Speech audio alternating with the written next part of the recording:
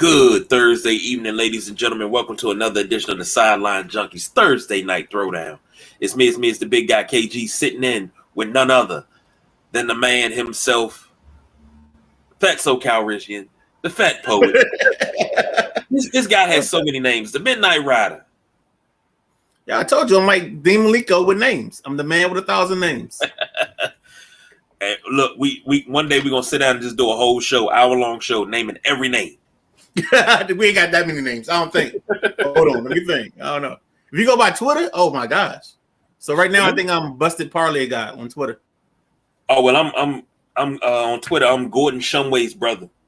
You got to be old enough to get that, dude. You had me full. I'm like, I know this name. I know this name. I just kept saying I know this name, and then finally I was like, I gotta figure out who it is. So I googled it, and I was like, of course, that's classic. That's classic. You got to be old enough to figure that one out. You know, Gordon Shumway is my brother. Yeah, I got it. First of all, both like eating cats. That's pretty interesting. That's why we're related.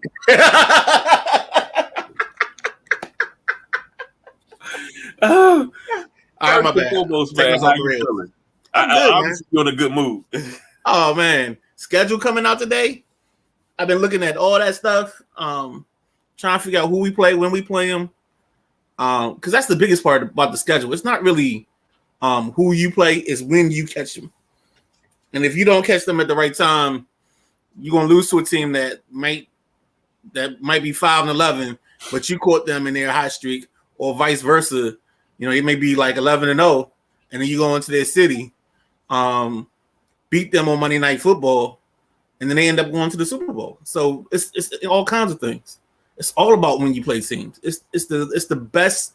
It's one of the best sports seasons with drama, intrigue, villains, heroes, fans, storylines.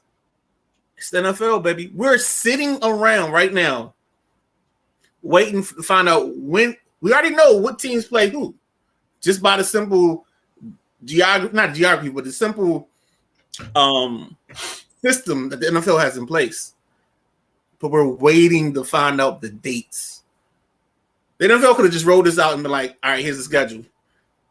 No, this is big time. All day long. They've dropped the game here, dropped the game here. Only two teams that messed up was the Packers, because their joker, he dropped their whole schedule at 7:30.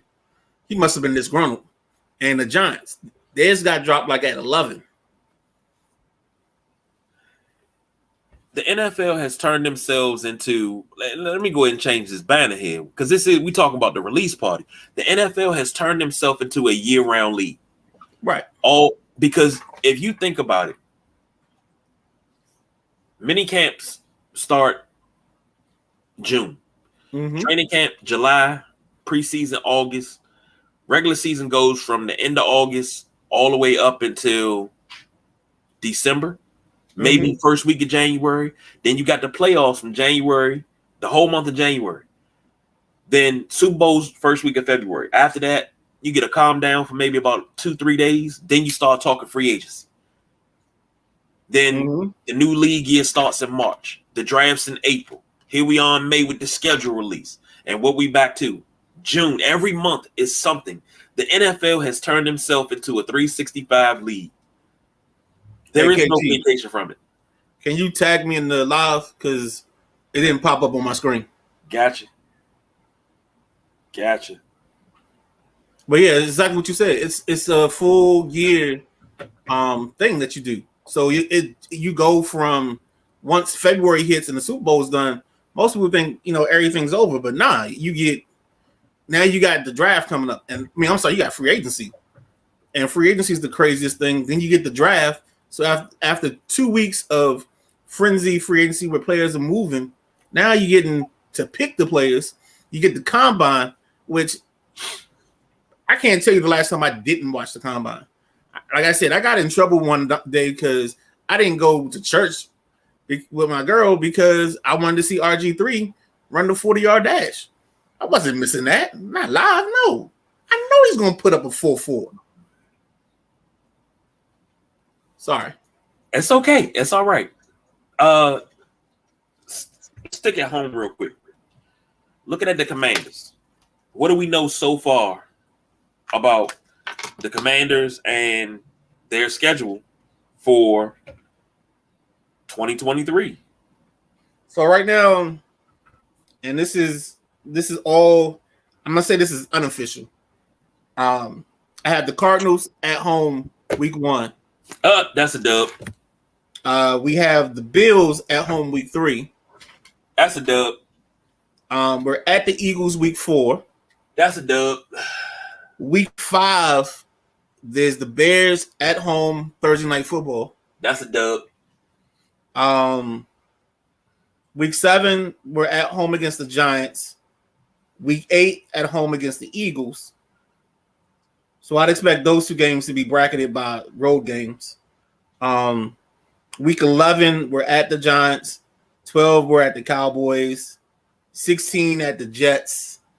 And then 18 is the Cowboys at home. That's what I have so far. And we know the opponent. I'm going to go out on a limb because this is one game I've been back and forth. I thought it was going to be week 1, but I got a good chance that this is going to be week 2. We got to go to the Rams. We got to play in the 4 o'clock window because I know it's not going to be an 8 o'clock game. We need to play in the 4 o'clock window against the Rams in LA because at that point in time, the sale should be final. You get the storyline of Magic Johnson coming back to LA with his new team. So now you got that in the background playing up, and you can play that up as much as you want. You got a new owner. You got Magic here. You know the Rams are LA's team, but you got LA's greatest star or second greatest star, depending on how you have him and Kobe. Depending on how you have him and Kobe, you right there, and that story sells itself. I mean, it's perfect for TV. They can show Magic as many times they want in the owner's box, and there you go. So, knowing the opponents, way too early prediction. I got 11-6. What you got? 11-6. I gotta see how this gets mapped out. I'm going 9-8 for right now. Where's your optimism, brother? My optimism. Where's the number? 14? And I think he's gonna have some growing pains. I don't think he's gonna hit the ground running.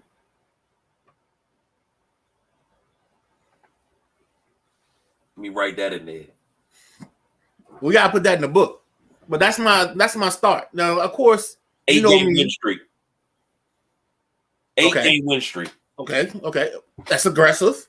But no, you know me. I build up. Like I try to start at where reason takes them first. And then I go with my fandom. You know what? Something that Tony Kornheiser used to say in 2012. Welcome to the era of unbridled optimism. Yeah, that's definitely you. Definitely you. Look, I'm going to tell you something. Every year in the offseason, people say, oh, man, Washington can win 10 games this year. And I'm like, that's nothing to me. That's a losing season in my book. Washington hasn't won more than 10 games in 30 years. Don't you want to strive for something more than 10? That's why I always say 11. I say my bar is at 11. That's the only way I'm going to consider the winning season. Yeah, okay, you can win a division. We won the division at 7-9. We won the division at 10-6. 11 wins is a winning season for me. 11 plus. Because I grew up winning more than 10 games in a season. On the good old days. Long gone. Long gone. But I will say this. The legacy of Joe Jackson. Yeah. I will say this. I got a lot of optimism in this team because I think we can win 11 games. And I say 8-game winning streak. But that would mean we would either have to start 3-6 and win 8 straight, or we'll win 8 straight out the gate and then go 3-6 down the stretch and limp into the playoffs. So let me take that back. Let me take that 8-game winning streak back. All you're gonna do is rule one game. Huh? You about to remove one game from this winning streak. You can be like, oh, it's just a 7-game win streak. Nah. Okay. All right. I would. You know what I would love? I would love for them to start out 2-6. Okay. And then go 9 straight. And I don't want to start 2-6 because that's going to start. That's starting the flames. That is the worst. That would be the worst case scenario for this group with new ownership. Oh yeah. Starting 2-6. You might as well go ahead and just break out. Start deactivating people's cards to the building because figure out who the interim coach is. Tell Jack, hey, Jack Del Rio, you're the interim. Have fun, enjoy life. Let me be serious. Yeah. Let me be serious. I would love to see this team never be under 500 this season. When I say never under 500, at 500, but never under. I like that. But let's go with the history. The history of this team has showed us so far under this regime, we don't get off the great starts for whatever reason. And I would love to see that change this year because last year we started 1-1. Yeah, we got throttled in Detroit. Yeah. In a game that we should have won. But that's another story for another day. Different, and this is why I feel the way I feel about Ron Rivera. Well, first thing, how you feel about him?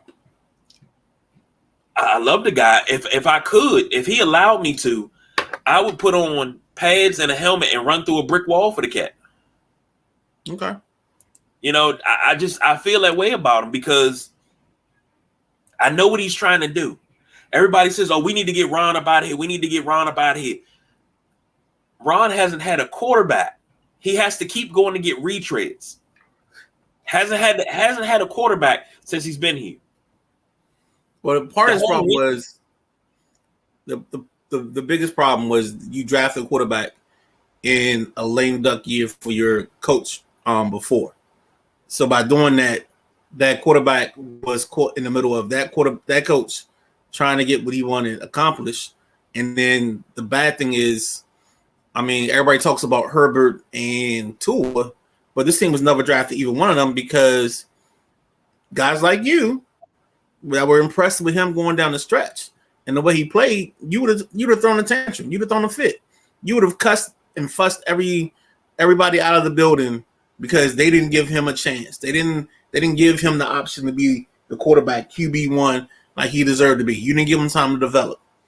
So that's why when I ignore that argument from fans, because I know for a fact that there's a huge part of this fan base that would have taken the torches and the pitchforks down to Ashburn if they had drafted Tua or Justin Herbert instead of letting Dwayne try to mature into this job. And here's the thing, though. Tua, yes, because they were talking about getting Tua, and I'm like, injury history. I don't want to bring a guy with injury history to a franchise where we have depleted at best offensive line play. It's going to wind up getting them hurt even more. I don't want that. I wanted to develop Dwayne here. I was one of the biggest proponents. I stood on the table for the kid because I knew what he could do if given a chance.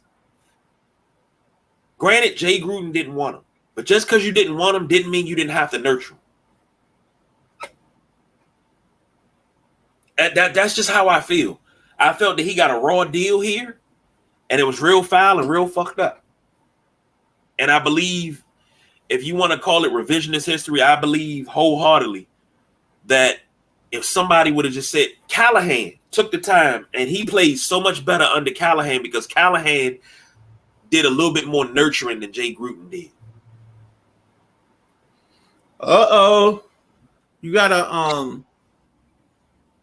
hold on. I might have it. Go ahead, keep making your point. So you think Callahan and his run the ball 800 times, let's get out of here by 3:30 so I can go play golf after this game is over? It ain't worse than Steve Spurrier, man. Come on now. No, that was dude, I had 2 bets on this team for them not to score. I think it was one was the Jets and one was like Carolina. It was something like that. where I had them under a certain number of points, and one of them, I think Darius Geis scored a late touchdown, and he was the one that made me lose the bet. That's another cat. Well, that cat liked him. Never mind, I'm not even gonna say it. Hold on. Let me see if I can get this to work. Of course, YouTube got commercials. Of course. But Dwayne Haskins, I mean, Ron tried to, but, new coach, new system. You want your guy. I don't think Ron has ever had the chance to find his guy. Let's call that what it is. So. Oh, the schedule is in. The schedule is in, folks. Let me get my card here. Let me get the card so I can write this down. You want dates or you just want the weeks? Hit me with the weeks. All right. So week 1. Arizona Cardinals, 1 p.m. Fox. W. Week 2. At the Denver Broncos, 4:25, CBS. W. There's a reason I'm giving you the channels is because we're out of the situation where if you're the road team, you play on the AFC channel and vice versa. So that's dumb. That messes me all up. So now it's all whatever. It's just whatever. Free for all. Yeah, it's a whole free for all. So week 3, Buffalo Bills at home, 1 p.m. start, CBS. That's a W. Week 4, at Philadelphia Eagles, 1 p.m. Fox. That's a L. Week 5, October 5th, Chicago Bears, 8:15, Amazon Prime. So for those that don't know, that means that's the Thursday night game. That's a W. Week 6, at the Atlanta Falcons, 1 p.m. CBS. Week 7, that's a W.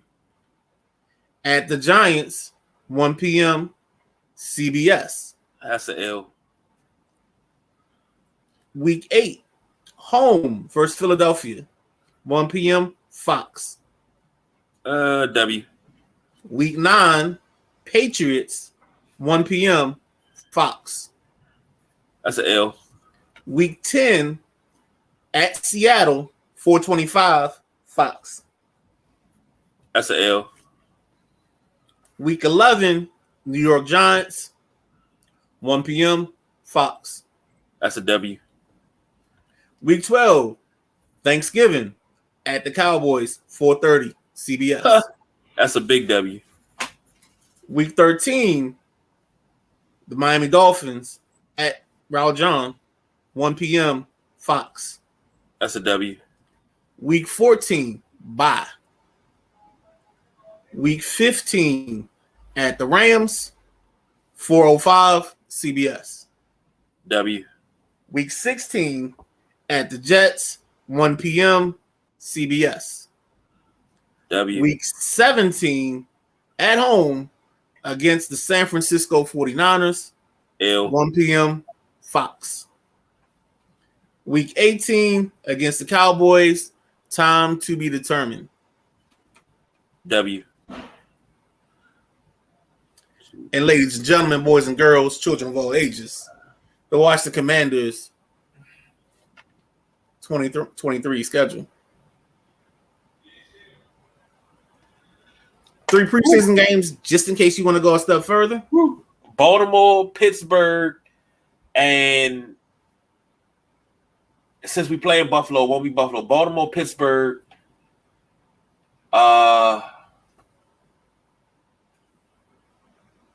maybe Detroit. Close, but no cigar. You got week 1 of the preseason is the Browns. Week 2, the Ravens, 8 p.m. ESPN. And week 3, the Bengals, to be determined. Okay. And based on what I heard, I think the reason you made that face is because you're at 12 wins. No, I'm not. Let's see, 1, 2, 3, 4, 5. Revise me. God Almighty! What's that? 1, 2, 3. You do know? 4, 5. Oh Jesus! Oh gosh! 13-5, 5-game win streak. Yes, let's go, baby. Welcome to the era of unbridled optimism. I am home. So that means how might be up for the MVP if he does this. But see, here's the thing. Your quarterback, yes, your quarterback play is dependent on wins and losses because the quarterback touches the ball on offense every single play. However, we have one of the most strongest run games in the league. Don't forget that. Don't forget we can run the ball. We got a great receiver room, and if I'm not mistaken, I think Cam Sims is gone.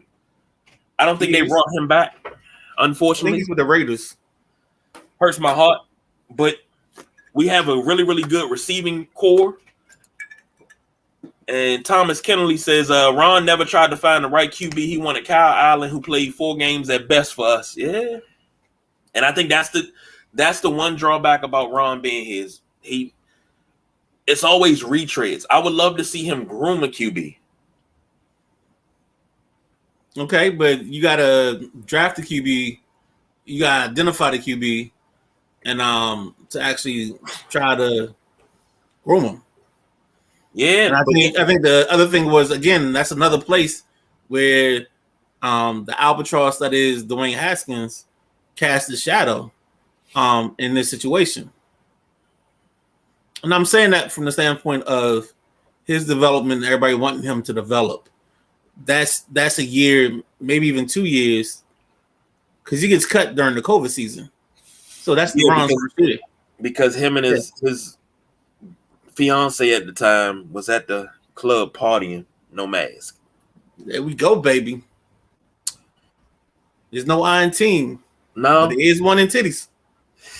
What the fuck are you laughing at? That's gonna be a reel, right? Let me go ahead and turn this over. 22 minutes and 30 seconds. There's no I in titties, but there is an I in titties. I love it. But you also got to understand, as much as I love Dwayne, and when I say love, I mean love. Local kid, Ohio State, his last season at Ohio State, masterful. He made great decisions. He had the intangibles. He had what needed to be there. He just needed to be nurtured. Nobody took the time to nurture him. No, he needed. I think he got what he needed. He got tough love, especially from Ron. Yeah. And I think the problem that he had was he just never saw the field the right way. And some of that's just from studying. Like he massively made a brilliant pass the second game of that year against the Browns. But because he read the field wrong, he was throwing it into a closing window instead of throwing it the first option that window was open where the receiver been wide open. I forgot who that guy was because somebody we picked up from San Diego. But there were many times when I watched him, I just didn't. And it's funny because I loved him the Philadelphia game here in 2019 because that was on the all-in season for the Philadelphia Eagles. So I will watch that game just because I thought that was one of his better games. But Dwayne's biggest problem was whenever we got in the red zone, and maybe this is a byproduct of the system, but we always settle for field goals. And even now, even with Scott, this team settled for field goals. And it's like there are times when we can put games away, but we don't because of poor execution, poor play calling, or a little bit of both. And these games end up where you're kicking field goals and you're giving teams the opportunity to come back and win games or steal a game from you. You know, so that's the issue I have. Like, I think the Eagles game, I think that was 26-21 up until we got the Casey Hill fumble recovery. And then he goes in zone and does the worst gritty ever. Like he ties Mike Gesicki for the worst gritty I've ever seen in my life. But those are situations where I hope this team gets better this year. You gotta clean up those things. When you get a turnover, instead of putting 3 up, you gotta put 7. And that's the biggest problem this team has had the last 5 years at least. I would say since Kirk has gone. The other problem this team has had is they've never really had quality running backs. And when I say quality, I mean a running back, we put the ball in his belly and he's giving us 1,000 yards. You had your Robert Kellys. I'm not talking about. I know you better bring up Alfred Morris. We're not bringing up Slow Mo Joe. I'm just trying. I said the last yards, baby. I said last 5 years. Stay on topic. Last 5 years. He hasn't been here in 5 years. You had guys that had the ability, but you didn't have those guys either weren't healthy. They got suspended. You know what I'm saying? So this team hasn't had. This is their best running back room to me, and I'm starting to like Chris Rodriguez the more and more I watch him, because it makes sense if you go with him as your banger and Robinson as your banger, because I think Robinson is going to be a whole different back this year, and I think part of that's going to be the benefit of us having a good center in play, whether it's Gates, whether it's Stromberg. I think it's going to be Stromberg by week 5, but this running game is going to slowly take steps forward that they didn't take or couldn't take last year because the guard play was terrible. And by your guards being terrible and your center not being able to snap the ball on time and not with any kind of velocity, it just took away the time in the plays. And Thomas Kennedy said, yes, we definitely need to improve in the red zone. And Gibson was 1,000-yard back the year prior. He was. It was a struggle to get there. It was a struggle to get there. It was a 3-point. No, because Gibson's only issue, and the reason they didn't stick with Gibson is because he left yards on the field. There are runs where you see if Gibson's a natural running back, which is why I like Robinson and Rodriguez, like you're going to see some moves in the whole in plays where they're going to get that extra yard, 2 yards that Gibson wasn't getting. The other problem that Gibson has is, he's a wide receiver playing running back, but he doesn't understand that he's 230 pounds. Like, I don't know why that hasn't, sunk in. He runs like he's 210, 205. He doesn't run like a 235-pound running back. You got to make people feel you when you're running. I'm sorry. Bowling ball downhill. Yeah, go downhill. Them jokers going to start moving. And that's the one thing I saw Chris Rodriguez Kentucky tape against Mississippi State. And when I was watching it, the first thing I noticed is there were 3 plays. First play comes through, mollywops the safety. Safety makes the tackle. Second play comes through, tears the safety up again.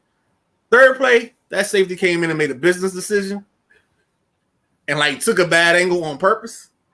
It's like, yeah, dog ain't want no more of that. And that's what we got to get to. I think that's what Ron wants. They want to be physical. They want to take their shots when they get them. So this offense is going to be interesting to me. And Leroy says, don't forget about old man Adrian Peterson, your boy. Yeah, we wasted a year.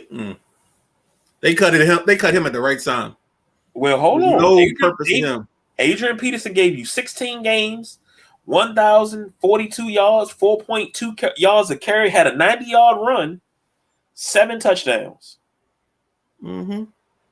We didn't have a quarterback. What was his yards per carry?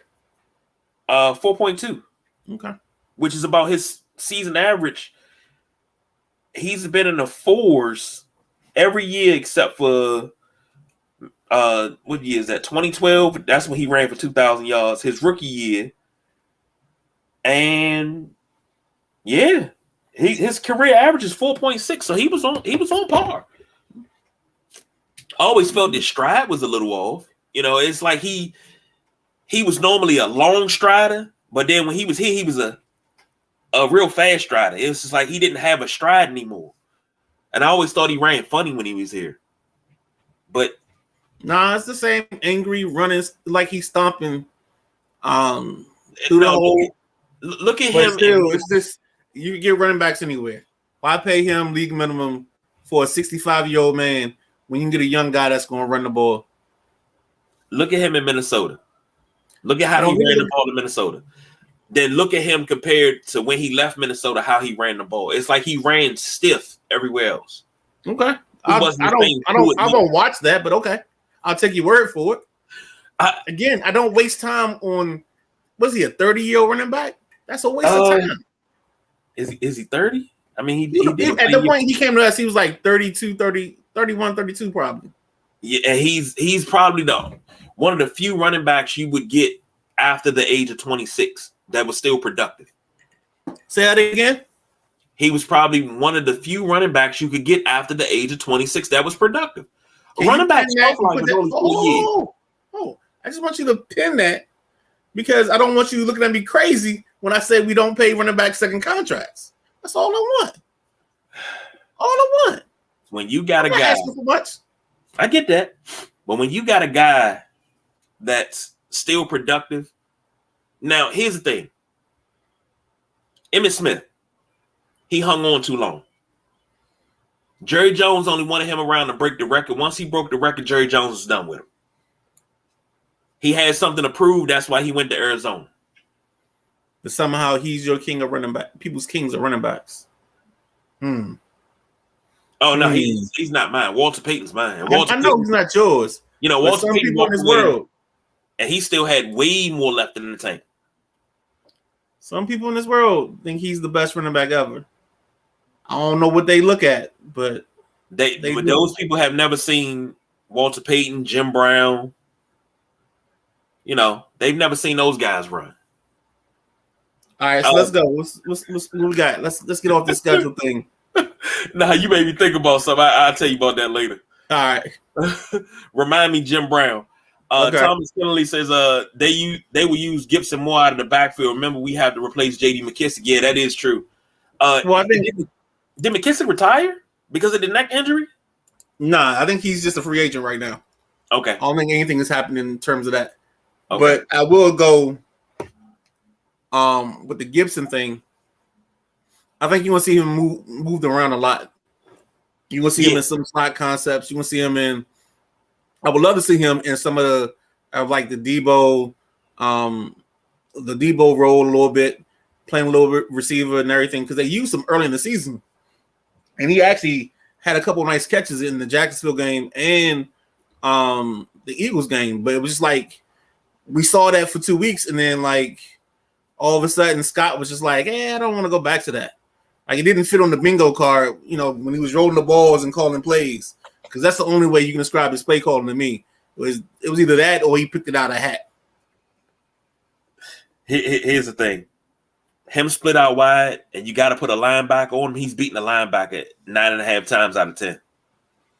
Right. So there's a lot of times where I would even put him out wide, like you said, and then take whoever the slot guy is, and either stack him far outside and let Gibson take the first release, like a guy like De'Ami Brown that struggles getting off of jams, and let De'Ami go up the sideline and him run the slant, and now you got your choice, picking your poison.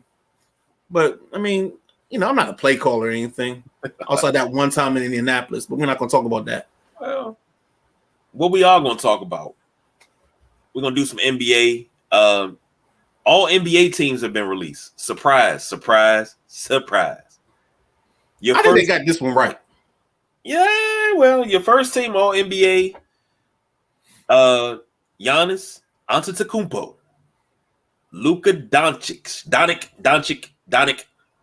Joel Embiid, the government member SGA, Shai Gilgeous-Alexander, and Jason Tatum.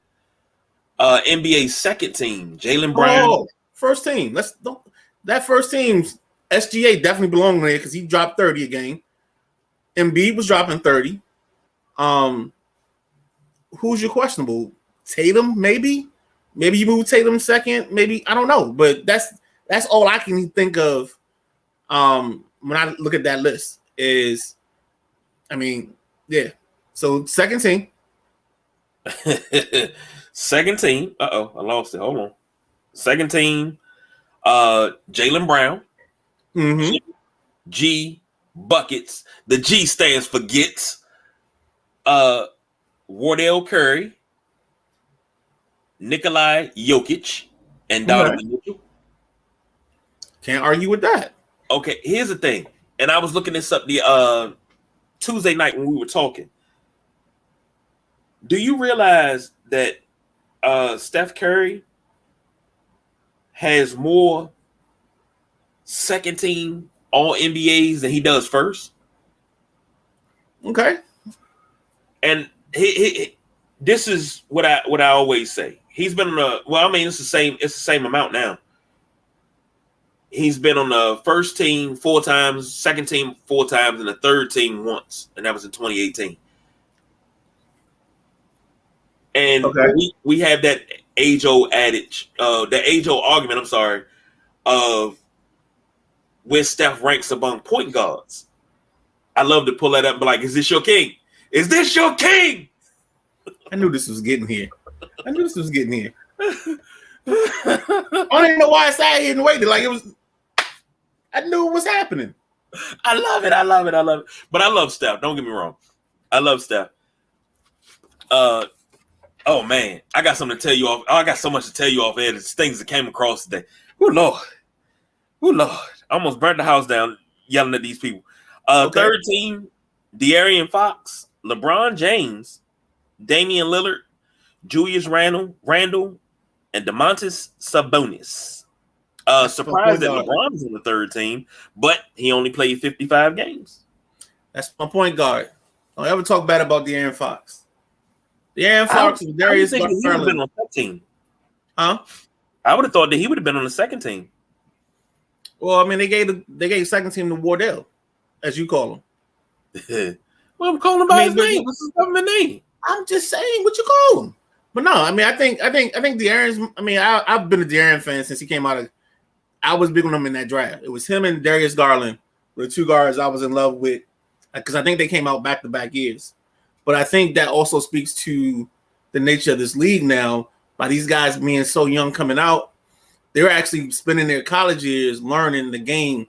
So their first 3 years, they're not making the impact you thought they would make because they're so young, they're still learning, and they're not used to playing this style. So it becomes this thing where since they're learning on the fly, it becomes a little bit of a struggle. They take a little longer to develop. They get an injury a year, so they disappear off your radar like Garland, and that's what happens. Well, when they broke up, Colin Sexton and what's his name, Darius Garland. Colin Sexton had to go. I'm sorry. When they were sex laying, no, them boys are balling. No, you didn't like sex laying? No. Sexton was the no. I'm sorry. I don't mean to be so. No, you didn't like sex laying. No, you suck. Sorry, man. That dude. I saw him one game, and it was his mannerisms and the way he played basketball. You watched him on the bench. I watched a little bit of everything. And when I watch a guy see the team being productive, and then all of a sudden he comes down with I got to get mine shot. I automatically have an issue with those guys because we're scoring. Like, just chill. You're gonna get yours. We're gonna come back to you, but let's stay with what's working. You know what I'm saying? Let the game come to you. Exactly. And I think that's a lost art in these guys' games because they're taught to be so aggressive, taught to be so basketball dominant that they don't understand the concept of playing off the basketball. If you look at how they train, they're trained on the basketball the whole time. They're never trained off the basketball and how you get open, how you stay open, and how you create space. See, that's 1999 in my new book. No, I'm joking. Nobody runs the puke anymore. You know, where you have to move without the basketball. Right. Everybody gives up the basketball and just kind of walks and looks and see who's dribbling, who's doing what they're about to do. Nah, you got to move. No, you stand there at the 3-point line with your hands out because you're waiting for them to pass you the ball. Yeah, after they drive and kick. Nah, man. Nah, if that's not your game, nah. But now if you know you got somebody that's a slasher, you crash the ball. You let them slash, you crash the ball. Either they gonna get a shot up and you able to get a rebound and put it back, or they gonna make the shot. Exactly. I mean that's my philosophy. But LeBron James, this is the third time he's been on the third team All NBA. That's interesting. Yeah, but he was hurt a lot this year, and I'm gonna call it right now. Next season, him and Steph Curry will be first team All NBA. No. Yes. Both. Both. First team All NBA. And they're gonna wind up being 1 and 2 in the All and MVP voting. Calling it right now. Put that in the book because that's definitely. Sorry about that, but nah. Well, I tried. Last night. Wait, I'm waiting for over unders because I'm jumping on OKC, whatever their number is. Okay. I think they'll be this year's Sacramento. This shit's that's big. I like that. Yeah. Who's gonna be over? Who I think that's gonna be the thing. Who's gonna be this year's Sacramento? That's gonna be our thing. I'm taking the over. Whatever their number is, I'm taking the over. So remember, you heard that here first. You got Deborah Cox games in the NCAA tournament. You got the EBT3 with the Washington Wizards. And now, who's going to be this year's Sacramento Kings? I love it. I love it. That's 3 phrases that we've coined here. So if you hear anybody else say that, know that they got it from here. Content's another fake phrase. Oh, yeah, content. When you get to talking content, can't talk about that content. I tried to use that at work. They was like, what? I use them. So my sister and brother call me Google. So they'll call me if it's some rule they don't understand or whatever. But so my brother-in-law tried to call me about the drive. I was like, what's up? I was like, I can't answer that question, right? That's content. And like my sister would say it, she'd be like, oh, that's content. You can't do that. I'm like, see, learning. Yeah. Because I mean, we used to have a lot of conversations go down in the junkie chat. That was content. Yeah, you can have content just laying out there for the world. Never they did, man. Oh, but that's why I used to do what I used to do. I used to leave voice message. Don't leave no, don't type nothing. Leave them voice message. I used to take them voice message and put a whole episode together. That's what's up. I'm good at what I did. So we did the All NBA. We going to playoffs next? Yes, because last night the New York Knickerbockers pulled a BG's and they stayed alive. Ha ha ha ha. 112-103 over the Heat in New York. For the Knicks, RJ Barrett, 26 points. Julius Randle, 24. They combined for 50, but Jalen Brunson, 38 points, 9 rebounds, and 7 assists. I think Mark Cuban has to be kicking himself that he didn't do whatever he had to do, because that was the perfect guy to play alongside Doncic, because he doesn't require the basketball a lot. And then even when he gets the basketball, he's creating for other people. So that keeps the other people engaged while Doncic dribbles the air out of the basketball. But without having that second person or that person that gives Doncic a break from dribbling the air of the basketball, that's what they became. They became a stand-around team. And when guys got the basketball, they got the basketball with 3 seconds or 4 seconds left on the clock. And he was passing out of force, not out of creating opportunity. That is true.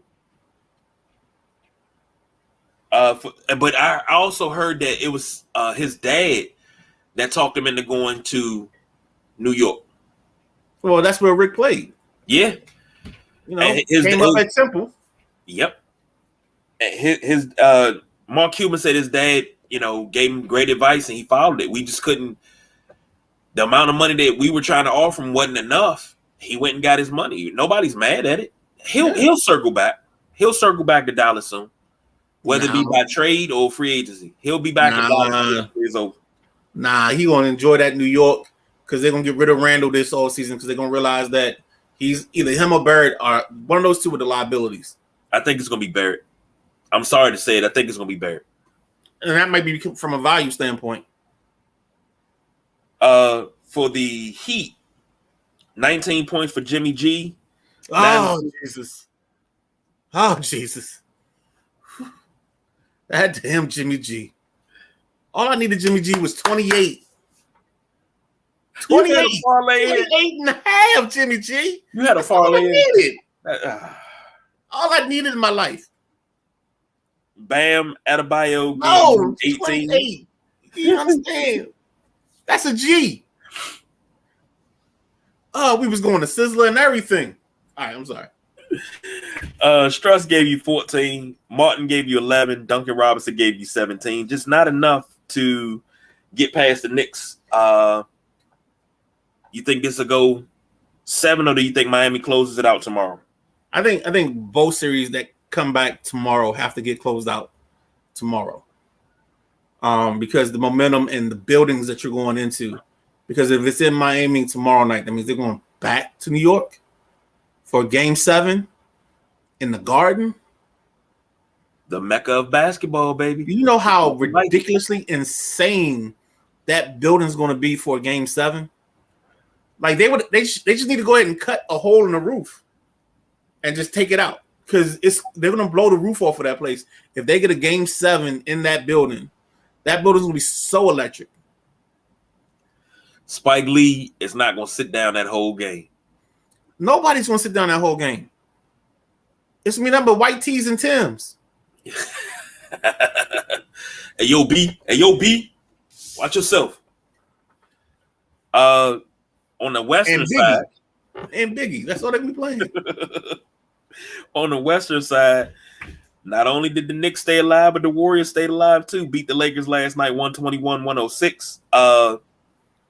For the Warriors, Andrew Wiggins, 25. Gary Payton the second, 13. It feels funny saying Gary Payton in 2023. He had 13. Draymond gave you a double-double with 20 and 10, which is what he does, 20 and 10. No, it's not what he does. Okay, he does not do 20 and 10. Jeez. Let me have some fun for a little bit. He does not do 20 and 10. That 20 and 10 came across the screen, and it was an outlier. I was like, well, if he scores 20, we just deserve to lose. If Draymond can give us 20, hey, all right, well, you know, in the words of the great Jay-Z, a broken clock is right twice a day, and even a garbage can gets a steak. That was garbage can getting a steak last night. Okay. And when I say 20 and 10, because he has the ability to also give you 10 assists. But anyway, he gave you 20, okay, I'm sorry. 20 and 10. Steph gave you 27 and 8 assists. Clay only gave you 10. Jordan Poole gave you 11. On the flip side of the Lakers, LBJ, 25. Anthony Davis, 23. Took a nasty elbow to the head. And I didn't see. I was like, okay, he got wheeled off in a wheelchair. I was like, what the hell are y'all talking about? This is AD. Is he hurt? They said, oh, he hit his head. He didn't hit his head, man. He took an elbow. This morning I had one opinion. Then I saw the video. The way TNT and ESPN laughed about this, it's not funny, man. You don't laugh when somebody gets hurt. I think the laughter was about the fact that it was a wheelchair. Okay. And Stephen A made a point. He said, well, this is not the NFL. Is this preseason? A concussion? Let me elbow you in the head. Let me make you woozy and see if somebody ain't got to take you up out of here in a wheelchair. Like, bro, if you never had a concussion before, please don't speak on it. No, I got you. I still hear bells ringing. I still get migraines from them. That's not something to be happy about. That's not something to joke about. Now I got me a nice one. Bells ringing. What was it? Summer League baseball, Turkey Thicket. Playing against Coolidge Summer League team. Oof. I took a nasty fastball to the back of the head. Oof. Yeah, but I took second and third because I was like, you. Nah, I caught a forearm. Street football. Took a run up the middle. And I had dipped. And I had been running the same dude over. He kept sitting in the middle. I was like, I'm going to run him over again. But this time he came with a forearm to the side of the head. And all I know is I seen stars. You know how when a computer, you drop your computer and your screen frizz up and then come back on? Mm-hmm. My eyes did that. And I said, damn, that motherfucker reset my daggone hard drive. Woo, I was done. But I have migraines from all of the concussions that I've had. And I've had a lot. In my younger days, I've had 3. I've had maybe 6 or more. But in my younger days, I would jump off of things and jump through things. You know? Yeah. I'm going to say 3. It's my official number. Impervious to pain. You know, I'm jumping off of something. I'm doing swanton bombs off of stuff. Damn, they're breaking my damn neck. No more. All right, so Austin Reeves gave you 15. D-Lo gave you 15. Schroeder gave you 14. This game, this has to be closed out. If I'm not mistaken, we had crypto tomorrow night. Okay, and then if it goes to Game 7, you're in the Bay. Right, and we don't want to go back to the Bay. No, you don't want E40 and company out there hanging out. You said Lakers in 6. Here we go. Because I'm a prognosticator. If the Lakers win this in 6, I need you to make me a promise. I need you to make me a promise they win this in 6. Okay. You will give me the Powerball numbers and make me rich. And I got you on the back end. You don't have to do that. Because next series, all you do is listen to the Midnight Rider, a.k.a. the genius, a.k.a. the man with all the answers, a.k.a. the fat Calrissian, a.k.a. fat poet. And what I'll do is Lakers in 6 again. I'm betting it this time. I'm going to do what I did for the World Series. So the World Series, I think I took a $25 bet on the series itself. And then I bet each game of the series that LA would win that game or whatever. And if I won, I'd take half of it, stash it, put the other half back on the game. So I might do that this year, this series. Plus, we playing Denver. Ooh, because I know if we don't beat Denver, there's a phone call that's been building up for so many years, and one of my friends, ooh, we got to beat Denver. I got to call Braun on the bat phone. Got to take this one. My bad. All right, so then what we got tonight? We got the Celtics and the Sixers. Celtics and the Sixers. Celtics got a chance to close out, but right now they're down by 7 at halftime. Nah, flip that around. The Sixers got a chance to close out. I'm sorry. Right. But the Sixers are down by 7 at halftime, 50-43. Embiid has 12, Maxey has 15. Those are only double figures for the Sixers right now. The Celtics, Jaylen Brown has 11, Marcus Smart 15. You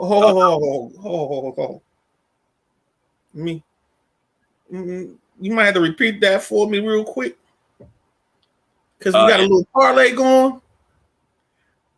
Embiid 12, Maxey 15. Okay, I like that because I know I got Maxey with like 20, so I like that. Jaylen Brown with 11. Marcus Smart with 15.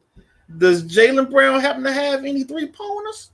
What is he sitting at? Of course it won't let me pull it up. Where are you sitting at? Oh, they gave me the it's a lot of green on the screen. It's a lot of green. Let's see. Brogdon and Smart hit their 3s. Now I need Harden to hit 2. I need Jaylen to hit another 3. I need your boy Tobias Harris to score 10 points. Can't Tobias score 10? Toby. What do Tobias have tonight? You better hope he did. He got 2. Well, all right, let's see what this do. I'm sorry. I like this now. Another series that could be closed out tonight is the Suns Nuggets. I'm sorry. That's what I was.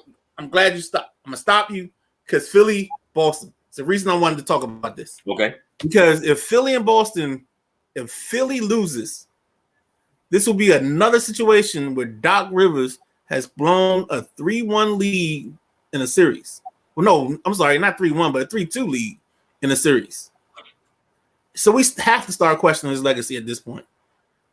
And then the other side is if Boston loses, we got to question the suspension and the firing of Ime Udoka.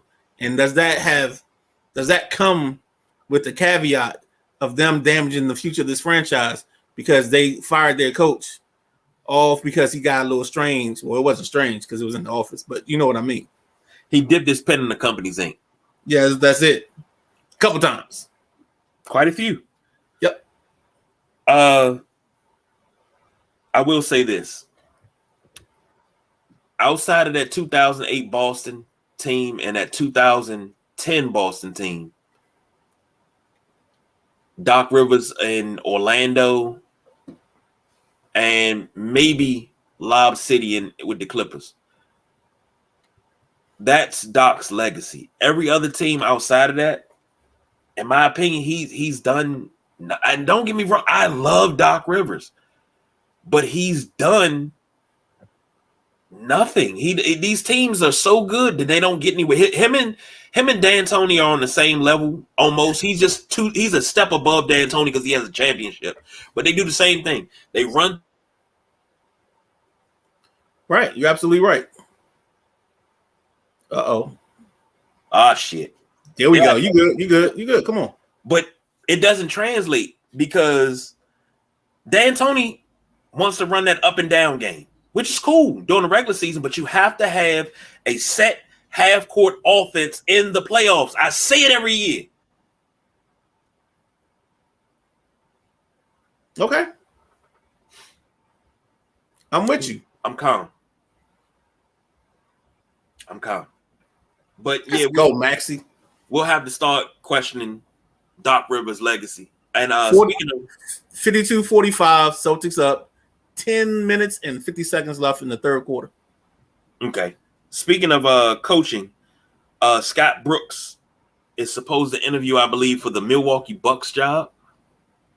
Okay. Retread. All right. So, what's the last series? We got Denver and Denver and Phoenix. That's at 10 tonight. Nuggets can close it out in Phoenix, and they'll move on to the conference finals.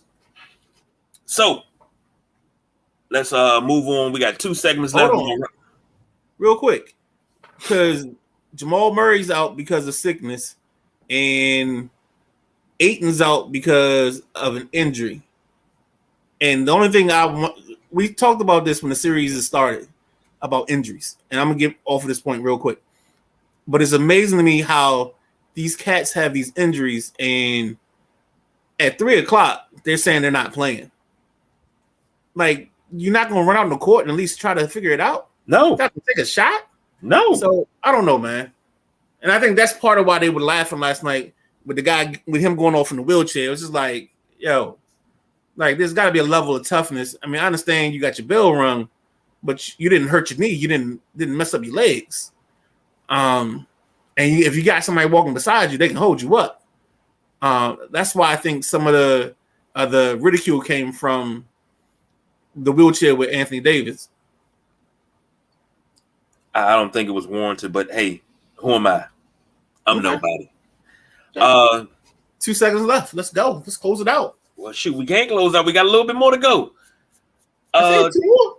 I said two more segments. It's real small.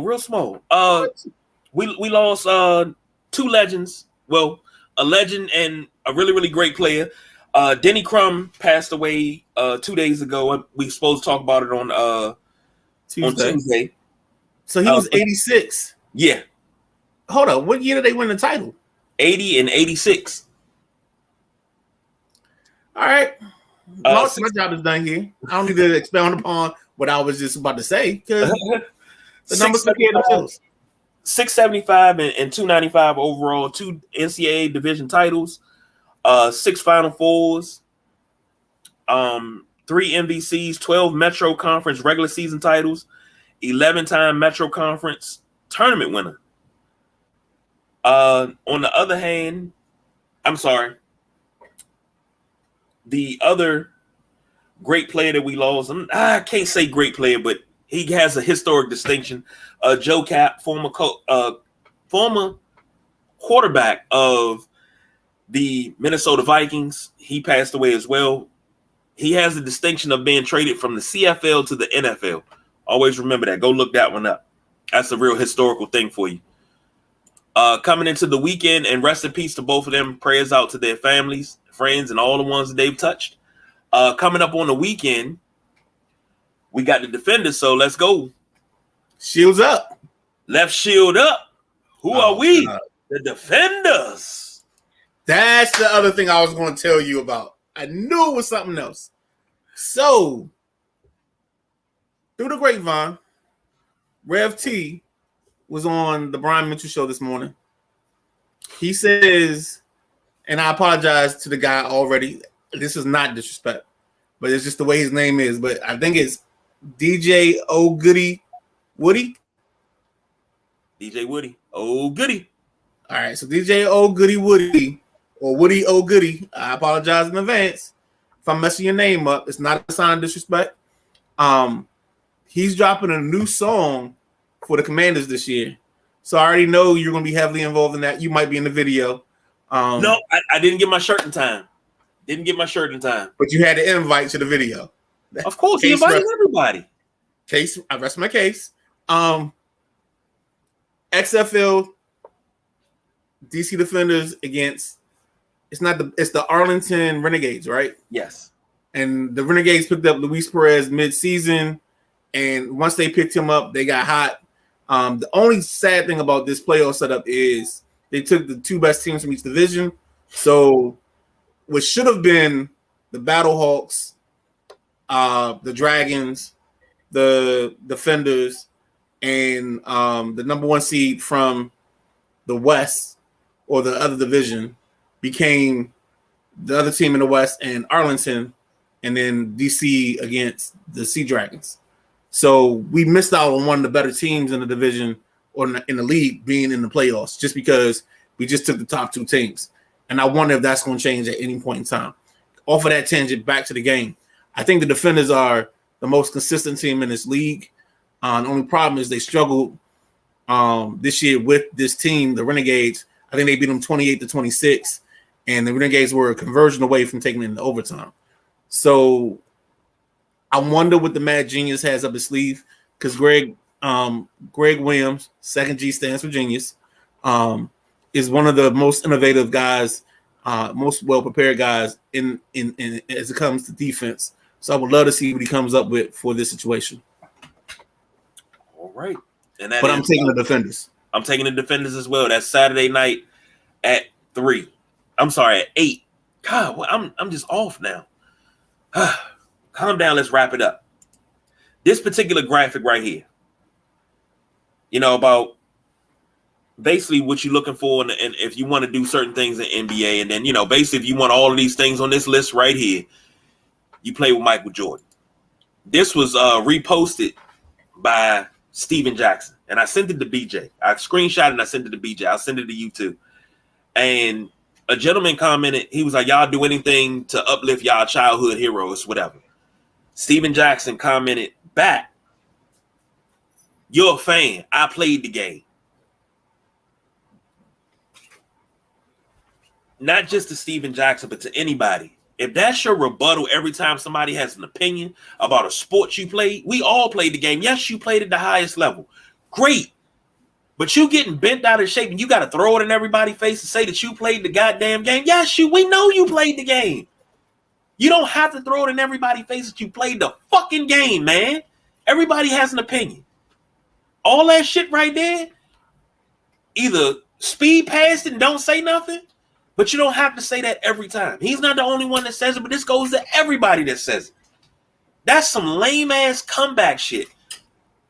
If we supposed to have sports discussions and arguments, let's have them. But you throwing up in everybody's face that you played in the league, who the fuck cares?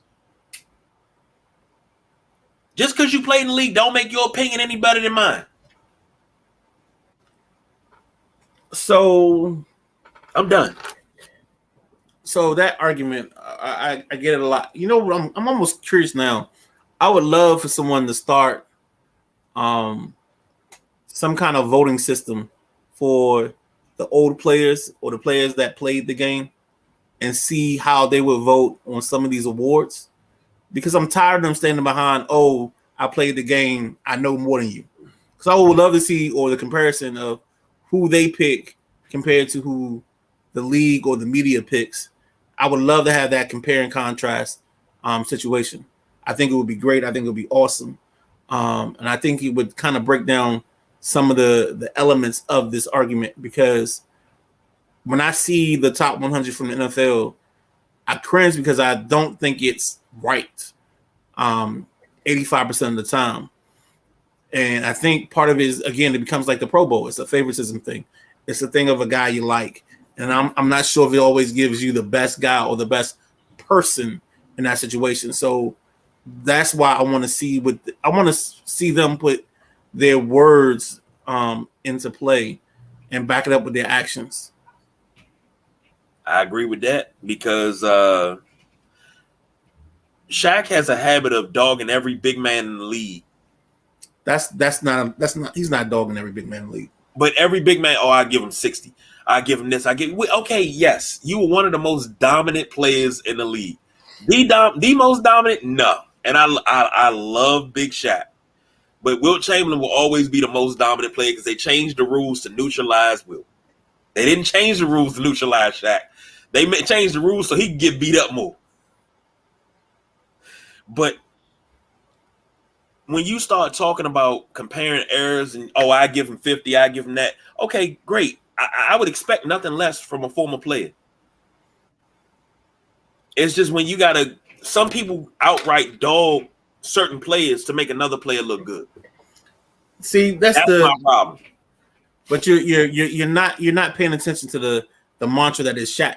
Shaq doesn't say this out of malice. Shaq is saying this to challenge these guys every time.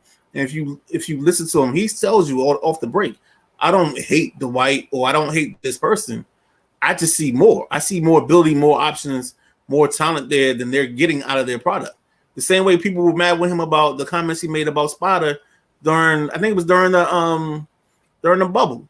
He was like, I need more from Spider. And Spider gave him more, and he showed out in that series. Now, unfortunately, they lost, but again, that's just what Shaq does. He's always pushing the guy more and more. He did that with Kobe, and he's going to do that with anybody else. He did it with Dwayne Wade. He's going to keep doing it. He made Dwayne Wade earn the fact that was his team in Miami and made him understand it. It was a teaching. Sometimes you got to teach guys by challenging them. You can't coddle them. You know what I'm saying? So that's the issue, or that's the situation. Well, and Shaq just challenges guys every time. I don't like the coddling anyway, so I can see that. I ain't gonna argue with it. You can't argue with facts, baby. Well, ladies and gentlemen, we've come to the end of this ride.